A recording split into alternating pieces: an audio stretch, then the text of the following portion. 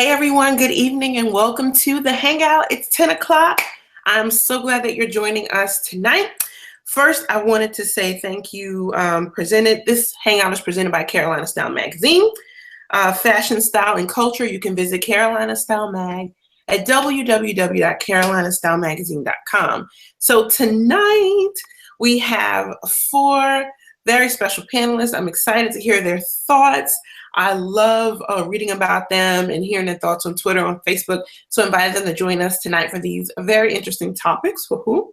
First, we have Shamika Rhymes. She is contributor to Jet Magazine, Ebony Magazine, WeTV, Vanity Fair, Soul Train, and more. You can catch her online at themofochronicles.com. Shamika, how you doing tonight? I'm good. Thanks for having me. Good. Thanks for being here. All right. We have Ryan Philman, fashion tech enthusiast, director of communications at Lookcaster, and you can find him www.lookcast.com. Ryan, how you doing tonight? Hi, good. Glad to be here. Good. Thanks for being here.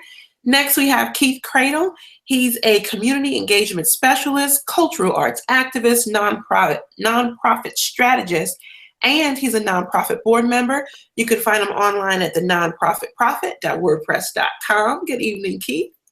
Hey, how you doing? Hey, I'm good. And of course, our creative director at Carolina Style Magazine, Erin L. Hubbs. She's also a fantastic photographer, and you can find her online at erinlhubs.com. Hey, Erin, how's it going?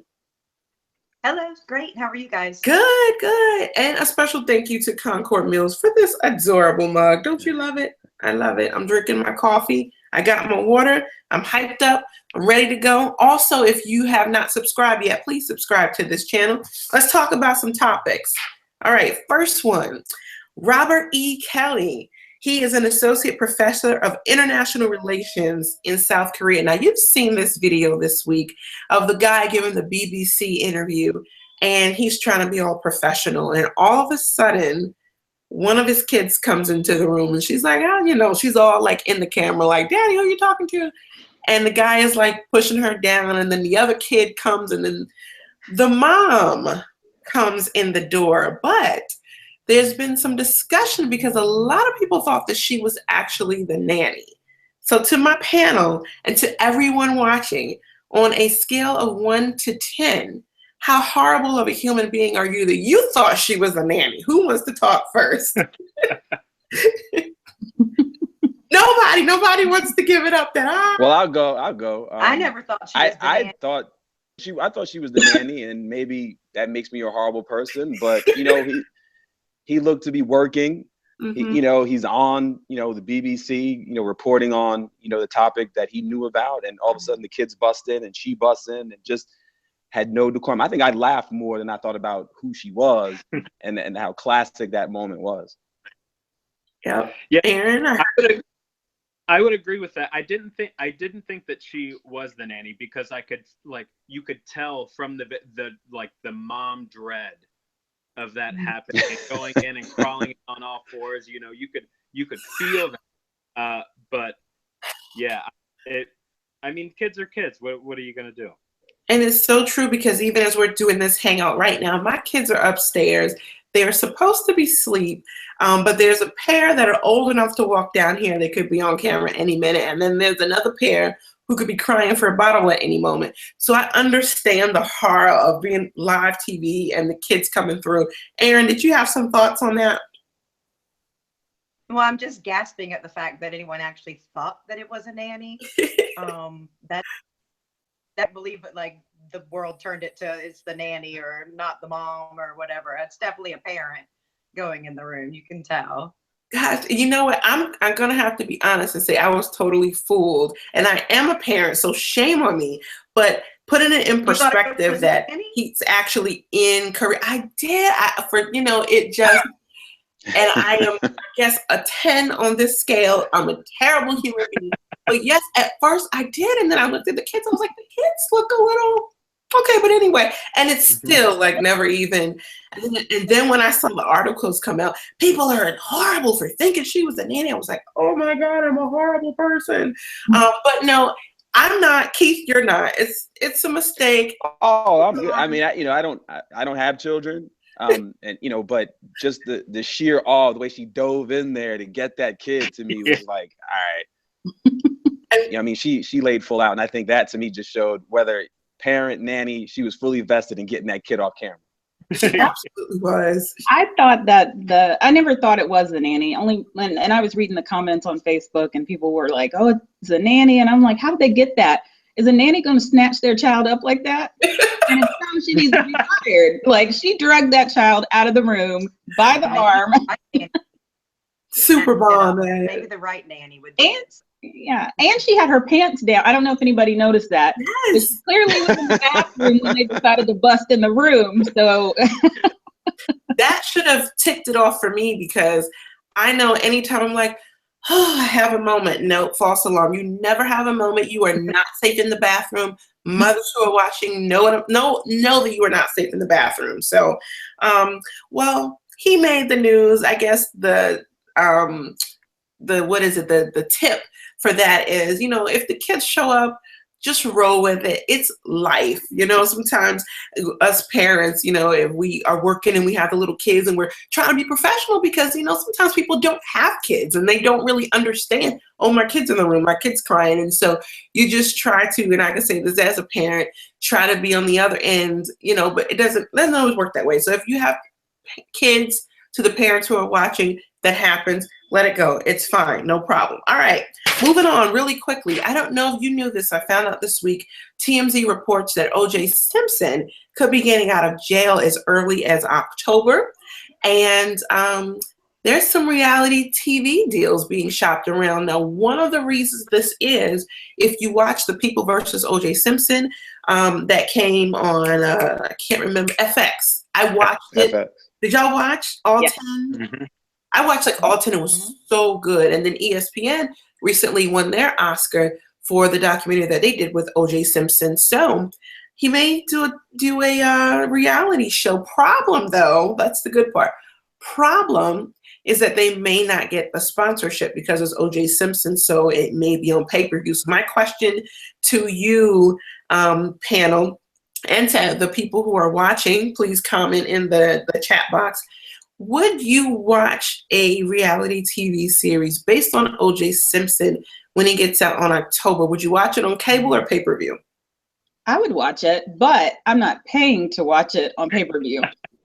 Like, he's not getting my coins for that, and I get free cable, so I don't have to pay.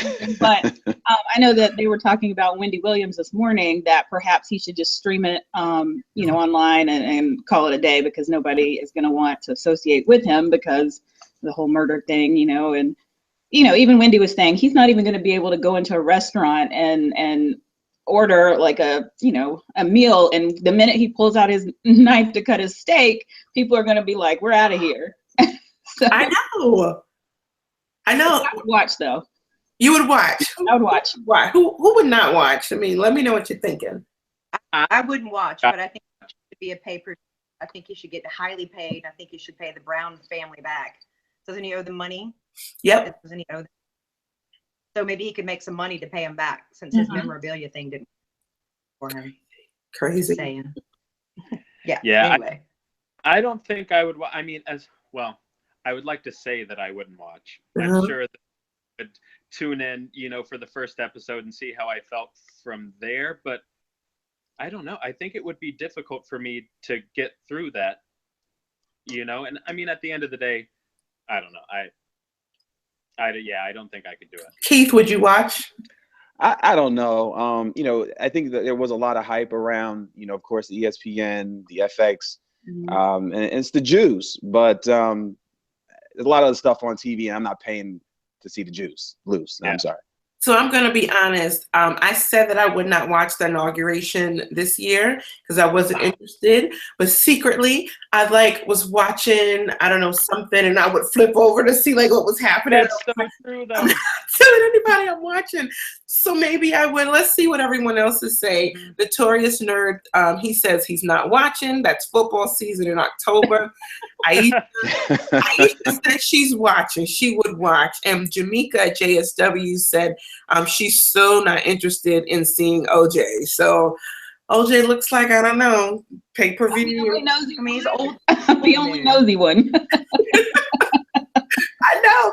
If it's pay-per-view, I'm gonna come over to your house and watch. And I'm like, I'm not watching, but I'll bring the snacks. How about All right. Let's move on to some politics. Now, there's so much happening as usual in the world of politics, but how about, as we mentioned last week, number 45, as Aaron said last week, said that President Obama wiretapped him. Like, he said this on Twitter. He came out and said this. Today was the deadline that the Department of Justice was supposed to provide evidence. Now, I don't know if you've seen Kellyanne Conway on TV, but Sean Spicer came out and said, when the president said wiretapping, he didn't mean wiretapping. And when he said that Obama did the wiretapping, he didn't mean President Obama. Y'all, what's happening? What's going on? Like, somebody just tell me what's going on. Can you just say these things about a former president and then be like, oh, never mind. I mean, I didn't really mean exactly what I said. Anybody help me out here? Oh, well, they shouldn't. Go ahead, oh, Ryan. Go ahead, Keith. Well, they shouldn't. I think, what we saw was the ultimate walk back. I mean, he opened it up with all that, with the tweets. He left himself exposed, but I think that's what, they've been doing all along. They're just throwing stuff at the wall, hoping that it sticks. And by utilizing Obama's name, but then having Sean Spicer go out there and say, I think that's where you're seeing it, I think, to me, where it doesn't have the same gravity or the same weight. If Trump was able to say those things, he should have been the one on the camera walking it back, saying, hey, listen, I made a mistake. This is what I meant. But by having Spicer do it, it just seems pretty hollow to me. Mm-hmm. Keith, Ryan? Yeah, so I have a two-part answer to this. I'll try to make it really fast. Okay. So one part is the reason that he spews all these things and makes up all these accusations is it goes along with, his supporters and discrediting the media, which is a really dangerous thing to do. So he thinks he can just say whatever he wants and that his supporters will believe it. And his supporters already don't believe the media. So he thinks that there are no repercussions for his actions. Mm-hmm. Part two is, I don't think Obama wiretapped him, but if he did, then he probably had good reason to, considering, I don't know, like Russia. And a thing called Russia. Yeah, Russia, So, I don't think it happened, but I think we have consistently seen these walkbacks from, them saying whatever they want and then trying to walk it back when they want proof, just like with the with the voting fraud and things like that. There's no concrete proof to anything this man's saying. But what's sad is that I think we're starting to get used to the fact that that he's going to say crazy stuff. I think that had it been any other president, that if they said this, we would be up in arms. And first of all, they wouldn't say this, number one, let's just say that. But I think it's going to come to a point where we're getting so used to Trump acting out that I don't know if we're even going to respond. Just going to some of the comments. Notorious Nerd says Conway is great for TV and he would watch her reality show. D'Amica says it's a real life reality show gone wild and wrong. And Miss Deborah Wright says Trump is liar, liar, come over on fire. That's hilarious. Okay. And then also developing today, which we won't really get into, but just to let you know, the healthcare Congressional Budget Office, the CBO, they scored Trump's healthcare. And initially 14 million more people will be without healthcare. The good news is the mandated penalties will be eliminated, but the premiums will be higher. So maybe that's something we'll talk about next week, but I'm gonna throw that one to the side. Also, another thing I want to note real quick, if you are a Big Bang Theory fan, Sheldon Cooper getting a little spinoff. There's going to be a young Sheldon spinoff happening. And Jim Parsons is going to narrate that. And the director of Iron Man, Jon Favreau, I can't say his name, but I looked it up and neither can he. He is going to direct. So if you're a Big Bang Theory fan, just a little tidbit for you. Okay, next topic. Day Without Women that happened last week. My mascara is running and making me tear up, so excuse all of this that I'm doing. Day Without Women happened last week, and then recently Day Without Immigrants. I wanted to know from the panel, do you think these Day Without is effective? Because I can tell you, as a woman, I had to show up to my job. You know, I'm a mother, I'm the wife, and so I couldn't just leave the house and be like, okay, kids, okay, husband, Day Without Women, good luck to you. A lot of women had to still go to work. Some women were fortunate enough to, you know, be able to miss it or close their businesses. But do you think these things work, and are we reaching the audience we want to reach? I think the Day Without Women was successful for people who could take off and who wanted to be an activist and do their thing. Not saying that I'm not a bra burner. I'm the first one to cheer for women and all that. But we just had that a few months ago or a month ago or whatever. So as a collection of females, I kind of feel like we had our day. No offense, and no one scream at me in the comments, but maybe if we could take it as a collection of females to say, uplift other females in other countries who have education problems, or even now that we're considered a minority, to judge the action of females. I just think that, you know, the Day Without Women, that's wonderful. I like the concept. You know, we need to keep that going. Don't get me wrong. I want to keep voting. I'm pro-choice. I'm pro whatever works for your house. Right. But I just think sometimes we miss the target by going, I'm a woman. I'm a woman. I'm all about it. But I think sometimes we chant and yell a little too much when we have bigger issues. And I'm not saying that women's issues aren't important, because I'm the first one screaming and chanting and writing letters behind the scenes and making my calls. But I just feel like sometimes we take a little too much off. And then you've got women against women going, well, why can't you take this day off? So anyway, that's a whole different battle game. Shamika, did you participate? No, my bills didn't take a day off. So Right.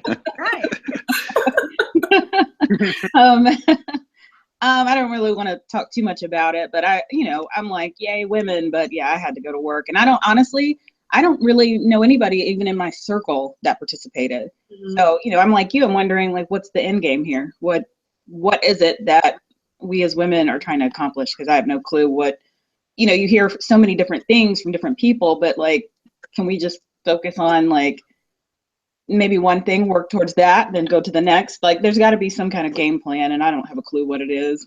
Yeah, and I mean the Day Without Immigrants as well. I'm going to put the guys on blast here. Did you think our Day Without Women didn't work? And the answer should be yes, it worked, because we are so valuable, right?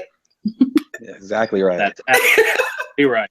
No, really, what did you think, though? Is the Day Without Women, Day Without Immigrants? I mean, there could be more days coming up. We don't know, of people who just want to get together and say, we're important too, so we're going to have a day without. Does this work? And the people that we're trying to reach with this, do they even care? I mean, I'll say this: I never want to see a day without women. I mean, I love women, and we want to make sure we always have women and women's issues at the forefront. And I mean, even all the days without, I think, as long as there's an agenda, as long as there's some outcomes change that you're going out there for, and not just going missing, going MIA for a stretch of time. I think, if you're going to get to the root of the issue and that solves it, then do what you need to do. Mm-hmm. Brian, any thoughts there? Yeah. So I think things like, days like that and things like that are great for spreading awareness, Mm-hmm. and to really shine a light on certain issues. I will say that I do think that, in a lot of the, not just the Day Without Immigrants and a Day Without Women, there needs to be an agenda. And, there's so much going on that, I feel like everyone wants to change, or like activists are trying to change. And as long as there's an agenda and a set plan and a path to follow that is more than awareness, Mm-hmm. then I think it's a great thing. But, it takes awareness and then action. Absolutely. I mean, I think definitely we know that women are important. We know that immigrants are important, but I always wonder if these things work. And I think we can, even dial it back to the 60s, where awareness is definitely created by the different marches. And I mean, you can even think about the Women's March that just happened. I think that was powerful when you look at how many women attended that as opposed to how many people attended the inauguration. I think that was something that made that really worth it. But then after that, then what? We just go back on with our lives, and it was something that happened next week. So just something to think about. And then some of our I should say co-hosts here in the chat box, they're talking, and I love what they're saying. I miss Chuck Holliday's comment about the country doesn't deserve the chaos that's been surrounding politics over the past 4 months. Amen on that. Notorious Nerd says a day without women is effective if it's oh, look, somebody's doorbell. Who is that? I heard a doorbell. I'm hearing things. Okay, moving on. Deborah said, I agree. What's the goal? So the last thing I wanted to talk about, and we are out of time, so really quickly, wanted to share some fun news. Will Smith scratched something off of his bucket list. One of his lifelong dreams was to leap from the bridge at Victoria Falls. It's one of the 7 natural wonders of the world. What crazy things are on your bucket list, maybe that you have done or that you want to do? Just give me one thing, Aaron, go. Okay, I'll come back. Pass for a second. I don't know. That's okay. Keith, I'll come back to you, Aaron. Crazy. I'm scratching those wonders off as well. Yeah. The craziest thing, skydiving. Yes. I think I've seen that on Twitter. Y'all go follow him on Twitter. Ryan, your bucket list? Yeah, so I was going to say skydiving as well as a crazy thing, but a bucket list item, I would say backpacking through Europe, staying at hostels, kind of just figuring it out as you go without an itinerary, an adventure. Power to people who stay in hostels. I mean, y'all are just, y'all, it's a beautiful thing. You're not the only one on this video chat who has stayed in a hostel. So, I mean, power to you. Shamika. Oh, Aaron, what were you saying? Did you stay in a hostel? No, I didn't. No, that's fine. Not for me. I mean, I am adventurous. That is not for me. They're hippie hotels. They're cool. Yeah, it's cool. I know it was you. I just didn't want to call you out. But since you called yourself I out, was like, yes. oh my God, I can't believe you stayed in a hostel too. And mine was swanky. Go ahead. Shamika, bucket list item. I don't have anything adventurous like that. I'm just trying to get married. I'm just trying to find a husband. That's the top of the list. That's a whole different video conversation. But I'm not even, my husband is watching, so I can't even talk about that. Aaron, what's your bucket list item? I don't necessarily have a bucket list item. I hate to be that way, but it's like something that I achieve or I accomplish. I feel like that's my bucket list, and I kind of like go to the next one and not really look back, because skydiving is not for me. I'm not going to hurl myself out of a plane and pay for it. You know, so I don't really know, just to travel and like Ryan and just get lost. You know, I mean, actually, I prefer to get lost in my travels. So anyway, it's a whole other story. Y'all have to follow. Oh, it's just travel and get lost. You have to follow Erin on Instagram. She travels a lot, and if you cannot travel all the time, she's one to watch. So I want to thank my panelists so much tonight for joining us. This was a lot of fun. I enjoyed this. Did y'all have fun? Did. Absolutely. Good. I'll put your checks in the mail for saying that. Thank you. And to everyone who's watching, let us know in the chat if you had a good time. If you are not watching live, feel free to comment. Please don't forget to subscribe. And thank you again so much to Aaron, Keith, Ryan, and Shamika. You can follow them. Their information is in the description box, so you can see all the wonderful things that they're doing. Definitely follow them. They're interesting people. I'm happy to have y'all on. All right, we got to go. Got to get some rest. I'm sure you do too. Until next time, thanks for hanging out with us, and good night. Thank you. Good night. Thank you. Thank you.